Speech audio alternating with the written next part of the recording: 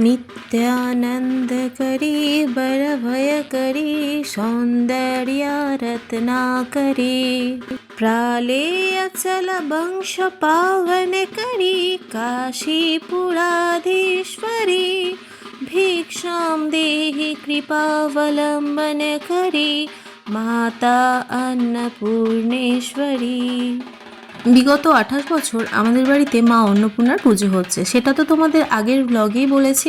মা অন্নপূর্ণার মাটি ওঠা থেকে কিভাবে আমাদের বাড়িতে তিলে তিলে গড়ে ওঠে মায়ের এই সুন্দর মাতৃ প্রতিমা, সেটাও তোমাদের সাথে আগের ব্লগে আমি শেয়ার করেছি। যারা এখনও দেখোনি তারা দেখে নিতে পারো। ডেসক্রিপশন বক্সে আমি তোমাদের জন্য লিঙ্কটা দিয়ে রাখবো। আজকে অন্নপূর্ণা পুজোর দিন। এতক্ষণ তোমরা দেখতে পেলে সকালবেলা ঘর ডোবানো হলো মা অন্নপূর্ণার। পঞ্জিকা দেখে নির্দিষ্ট সময়ে ঢাক, কাসর, ঘণ্টা, শঙ্খধ্বনি, উলুধ্বনি করে জলের ঝাড়া দিয়ে মা অন্নপূর্ণার ঘর তোলা হলো।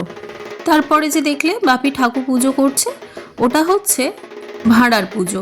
মানে মা অন্নপূর্ণা পুজো শুরু হওয়ার আগে ভাঁড়ারে মা অন্নপূর্ণার একটা পুজো করা হয়। ভাঁড়ার পুজো হয়তো অনেকেই দেখেছো, তবে যারা জানো না তাদের বলি। ভাঁড়ার ইন দ্য সেন্স পুজোর জন্য রান্নাবান্না, ভোগের জন্য যা কিছু দোকানপত্র সব করা হয়েছে, দোকান বাজার করা হয়েছে, সেইগুলোর সামনে মা অন্নপূর্ণার একটা তেলের ঘট বসিয়ে প্রথমে মা অন্নপূর্ণার কাছে পুজো করা হয়। মায়ের কাছে একটাই প্রার্থনা, মা অন্নপূর্ণা তোমার ভাঁড়ারে যেন কোনো কিছু কম না পড়ে, সব যেন কুলিয়ে যায়। ঘট ডোবানোর পরে ভাঁড়ার পুজো হয়ে যাওয়ার পরে এবার পালা উপরে নারায়ণ ঘর থেকে আমাদের কুলদেবতা নারায়ণ, মহাদেব, মা মনসা আর মা লক্ষ্মীকে নিয়ে আসা। অনেকগুলো ঠাকুর তো, তাই বাপিকে অনেকবার দোতলা থেকে একতলা ঠাকুর নামিয়ে আনার জন্য যেতে হয়। তাই আমি আর বরমশাই বাপিকে একটু হাতে হাতে হেল্প করে দিলাম ঠাকুর নামানোর। এই যে আমাদের হাতে বড় বড় হাঁড়িগুলো দেখছো, এগুলো হচ্ছে আমাদের মা লক্ষ্মীর হাঁড়ি। একটা হাঁড়িতে থাকে চাল আর একটা হাঁড়িতে থাকে মা লক্ষ্মীর রূপোর আর পেতলের গহনা। এবার বাপি পুজোয় বসবে, তাই জন্য আমি ঝটপট ফল কেটে নৈবেদ্যটা সাজিয়ে দিচ্ছি। সকালবেলা ঝটপট করে যতটা সম্ভব ততটা কাজ এগিয়ে রেখে বাপিকে পুজোয় বসিয়ে দেওয়া হলো। বাপি পুজোয় বসে গেছে, চলো এক ফাঁকে তোমাদের রান্নার দিকটা দেখিয়ে আনি। ওই যে ভাঁড়ার পুজো হলো, তারপরে ভাঁড়ার থেকে যাবতীয় সমস্ত কিছু বাজার দোকান বের করে দেওয়া হলো রাঁধুনিদেরকে। আগের দিন রাত থেকেই এনারা কাটাকুটি সব করে রেখে গেছিলেন, যাতে অন্নপূর্ণা পুজোর দিন সকালে এসে ঝটপট রান্নাটা বসিয়ে দিতে পারে। এখন সকালে জল খাবারের ব্যবস্থা হচ্ছে, আর ওদিকে মায়েরা ভোগের জন্য আনাজপত্র কাটাকুটি করছে। এই যে এখন যেটা দেখছো, এটা হচ্ছে মহাদেবকে ভিক্ষা দান করা। অন্নপূর্ণা পুজোতে দেবাদিদেব মহাদেবের এই ঝোলায় মেয়েদের ভিক্ষাদান করতে হয়। অনেকেই হয়তো দেবী অন্নপূর্ণার মাহাত্ম্যের পৌরাণিক কাহিনী জানো। যারা জানো না তাদের জন্য একটু শর্টে বলে রাখি, আমি যতটা জানি ততটাই তোমাদের সাথে শেয়ার করছি। এক সময় দেবাদিদেব আর মাতা পার্বতীর বাসস্থান কৈলাসে কোনো রকম অন্নসংস্থান ছিল না, ভাঁড়ার ছিল শূন্য। তবে মা অন্নপূর্ণা যেখানে বিরাজ করছেন স্বয়ং, সেখানে ভাঁড়া শূন্য হওয়াটা মোটেই সম্ভব না। কিন্তু মা অন্নপূর্ণা দেবাদিদেব মহাদেবকে খাবার বা খাদ্য সম্পর্কে সচেতন করানোর জন্য এই লীলা করেছিলেন। ভোলা মহেশ্বর তো সদাই উদাসীন সংসারের প্রতি, তার তো ধ্যান তপস্যার দিক থেকে মনই সরে না। এমতো অবস্থায় মাতা অন্নদা মহাদেবকে বলেন, মহাদেব বাড়িতে কোনো খাবার নেই, যান কিছু চালের ব্যবস্থা করে আনুন, যাতে আমি আমার সন্তানদের রান্না করে দিতে পারি। কিন্তু মহাদেব যোগী ভোলা মহেশ্বর, তাই তিনি বলেন, দেবী রান্নায় কি আছে, খাওয়া দাওয়াই করারই বা কি আছে। খাওয়া দাওয়ার প্রতি, দেহের প্রতি এত গুরুত্ব না দিয়ে জ্ঞান সঞ্চয় করো। ধ্যান, জপ এইসব করে জ্ঞান সঞ্চয়ের মাধ্যমে ক্ষুধা, তৃষ্ণা সমস্ত নিবৃত্তি সম্ভব। এই শুনে মা পার্বতী রেগে যান এবং বলেন, ঠিক আছে, আপনি আপনার থাকুন ধ্যান জপ তপ নিয়ে, আমি চললাম আমার বাপের বাড়ি। এইভাবে দেবাদিদেবের সাথে মাতা পার্বতীর মতবিরোধের ফলে মা পার্বতী কৈলাস ত্যাগ করে চলে যান তার বাপের বাড়িতে। এর ফলে খাদ্যের অভাবে পৃথিবীতে নেমে আসে মহামারী, হাহাকার। তখন দেবাদিদেব নিজে বুঝতে পারেন এবং তখন নিজে তিনি ভিক্ষার ঝুলি নিয়ে বেরোন ভিক্ষা করতে ভক্তবৃন্দদেরকে বাঁচানোর জন্য। কিন্তু ত্রিভুবন ঘুরেও দেবাদিদেব ভিক্ষা পেলেন না, নিজেও ক্ষুধার জ্বালায় কষ্ট পেতে থাকলেন। তখনই তিনি শোনেন কাশীতে একজন দেবী সকলকে ভিক্ষা দান করছেন। এই শুনে মহাদেবের বুঝতে দেরি হলো না যে উনি মা অন্নপূর্ণা। তখন তিনি ভিক্ষার ঝুলি কাঁধে তুলে নিয়ে চললেন মা অন্নপূর্ণার কাছে ভিক্ষা নিতে। অবশেষে দেবীর কাছে ভিক্ষা গ্রহণ করে ভক্তগণকে খাদ্যাভাব ও মহামারীর হাত থেকে রক্ষা করেন। এখন মা অন্নপূর্ণার কাছে সবাই মিলে অঞ্জলি দিচ্ছি। এটা ছিল প্রথম ব্যাচের অঞ্জলি। এরপরেও 3টে ব্যাচ ছিল সবাই মিলে অন্নপূর্ণা পুজোর অঞ্জলি দেওয়ার।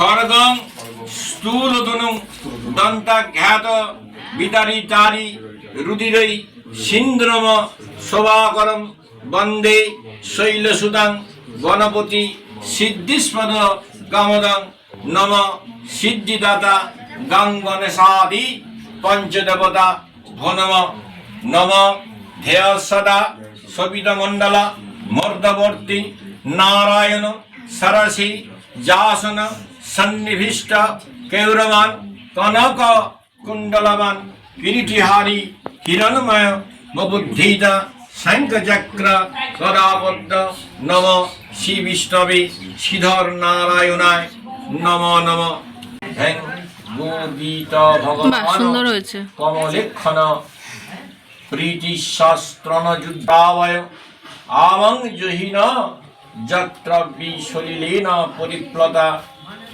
তথিতত্ত ভগবতা প্রভাবমস্য দেবাস্ত ভুব শীর্ণ বদানীতি ইতি মার্কণ্ড পুরাণে সার্বন্তিকে মন্বন্তে মরুত দন্ত বাচং শাপং বানপুরী তথৈষুধি বজ্রমিদ্র সমৎপত্ত কুলিশাদ মরাধিপ দদত্তস্मै সশাক্রী ঘণ্টা মৈরাবতা জগৎ কালদণ্ডাৎ যমদণ্ডং পাশঞ্চম্ভো প্রতিদ্বদৈ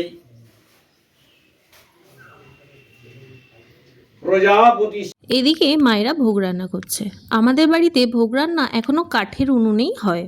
মায়েদের পক্ষে 100 বা 120 জন লোকের রান্না করা তো সম্ভব নয়। তাই জন্য মায়েরা ভোগের জন্য শুধুমাত্র মা অন্নপূর্ণাকে দেওয়ার মতোই একটু রান্না করে। তবে সেটাও কম বলা চলে না, সেটাও মা অন্নপূর্ণার ভোগের পরে সবার পাতে একটু করে দেওয়ার জন্য যথেষ্ট হয়। মা অন্নপূর্ণার ভোগে থাকে 5 রকমের ভাজা: আলু ভাজা, পটল ভাজা, কুমড়ো ভাজা, বেগুন ভাজা আর শাক ভাজা। মা অন্নপূর্ণার ভোগে গোবিন্দভোগ চালের ভাত দেওয়া হয়, সাথে খিচুড়িও থাকে, আর থাকে শুক্তো, এঁচড়ের তরকারি, চাটনি, পায়েস এইসব। এবারে মা অন্নপূর্ণার ভোগের চাটনির একটু অন্যরকম হয়েছে। অন্নপূর্ণার ভোগের চাটনিতে আমের চাটনি দেওয়া হয়, কিন্তু এবারে মনে হয় মা অন্নপূর্ণার নিজের তেঁতুলের চাটনি খেতে ইচ্ছা করেছে। তাই যে এই যে দেখছো আমাদের বাড়ির ক্ষুদে সদস্যটা, এর মুখ থেকেই হয়তো মা বলিয়ে নিয়েছেন সেই কথা। তাহলে ঘটনাটা তোমাদেরকে বলি। ক্ষুদে সদস্যের বাড়িতে একজন এসেছিলেন তাদের বাড়িতে তেঁতুল আছে কিনা জিজ্ঞাসা করার জন্য। তখনই তিনি সেই কথাটা শুনে বলেন, না না, আগে মা অন্নপূর্ণা তেঁতুলের চাটনি খাবেন, তারপর তোমাকে দেওয়া হবে। তো এই কথা বলার জন্যই মা অন্নপূর্ণার ভোগের যে আমের চাটনি হয়েছিল তাতে কিছুটা তেঁতুল দেওয়া হয়েছিল এবারে পুজোয়। হয়তো মা অন্নপূর্ণারই খেতে ইচ্ছা করেছিল, তাই এই ছোট্ট সরল শিশুটার মুখ দিয়ে সেই কথা বলিয়ে নিয়েছেন। আর রাঁধুনিরা রান্না করে খিচুড়ি, মিনিকিট চালের ভাত, আলু পটল তরকারি, শাক চচ্চড়ি, ডাল, চাটনি, পায়েস এইসব। ভোগ রান্না হয়ে যাবার পর মা অন্নপূর্ণার কাছে সমস্ত ভোগ এনে দেওয়া হয়। আর এখন চলছে মা অন্নপূর্ণার ভোগ আরতি। ভোগ আরতির সময় 108টা প্রদীপ জ্বালানো হয় মায়ের সামনে।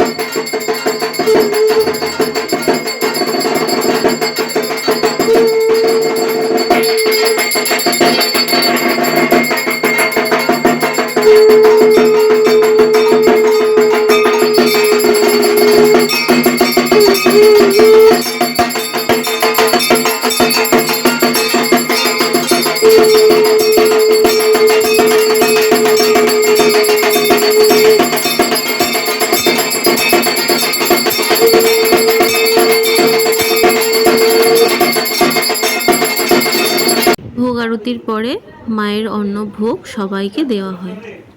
সকল ভক্তরা মায়ের অন্নভোগ তৃপ্তি করে গ্রহণ করে।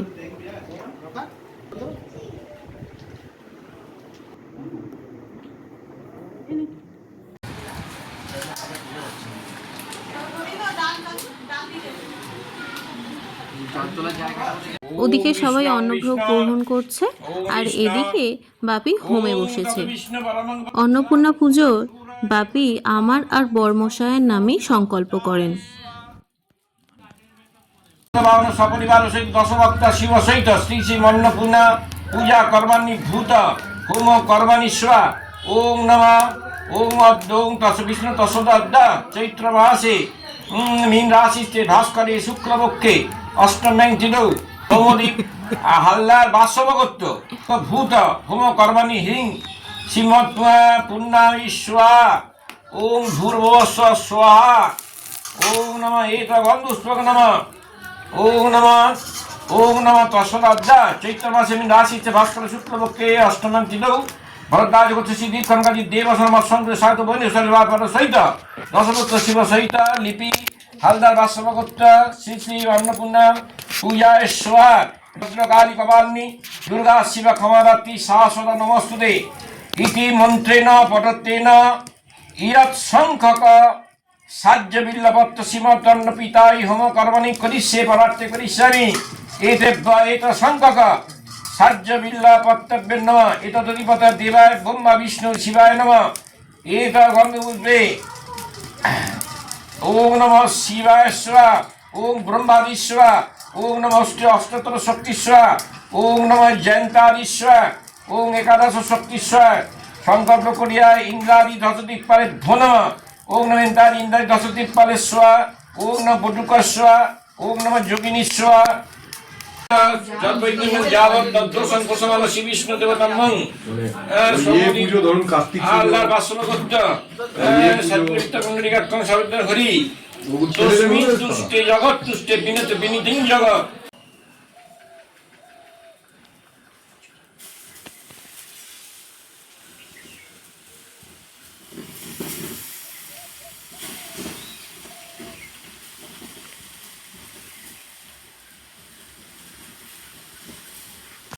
হোম হয়ে যাওয়ার পরে সমস্ত ঠাকুরকে হোমের টিকা দেওয়া হয়। তারপরে ওই হোমের টিকা সবার কপালে লাগিয়ে দেওয়া হয়। এইভাবেই সকালের পূজাটা শেষ হয়। এবার পুজো শেষে আমরা চারজন মানে আমি, মা, বাপি আর বরমশাই ঠাকুরের অন্নভোগ গ্রহণ করি।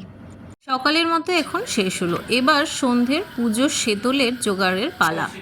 তে পেলে মায়েরা লুচি আর সুজি বানাচ্ছে। রাতে মায়ের সেতলের ভোগ হচ্ছে এটাই। সন্ধ্যেবেলা মাকে এইসব খাওয়ানোর পরে আরতি করার পর মাকে শয়ন দেওয়া হয়।